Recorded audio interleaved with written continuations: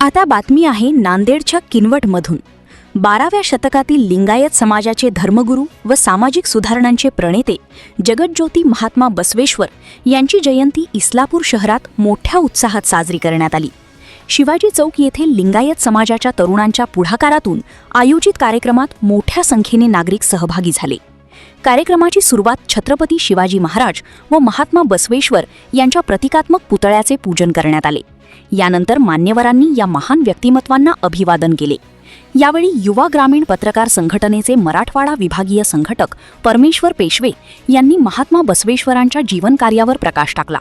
त्यांनी सांगितले की बसवेश्वरांनी 12व्या शतकात अस्पृश्यता, अंधश्रद्धा व सामाजिक विषमता यांविरुद्ध लढा उभारून समतेचा संदेश दिला। स्त्री-पुरुष समानतेसाठी त्यांनी केलेले कार्य आजही प्रेरणादायी आहे। बालविवाह, स्त्री भ्रूण हत्या व कर्मकांड यांसारख्या वाईट प्रथांचा त्यांनी विरोध केला होता। त्यांच्या विचारांचे अनुकरण करून समाज अधिक सुदृढ करण्याचे आवाहन त्यांनी केले।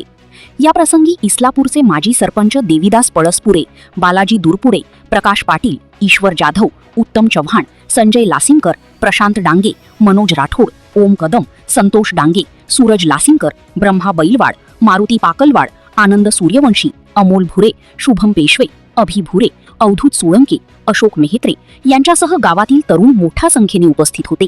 अधिक बातम्यांसाठी पाहत रहा जीके न्यूज मराठी। तुम्ही पाहत आहात महाराष्ट्राच्या कुशीतलं जीके न्यूज मराठी, सात जनतेची, भूमी महाराष्ट्राची।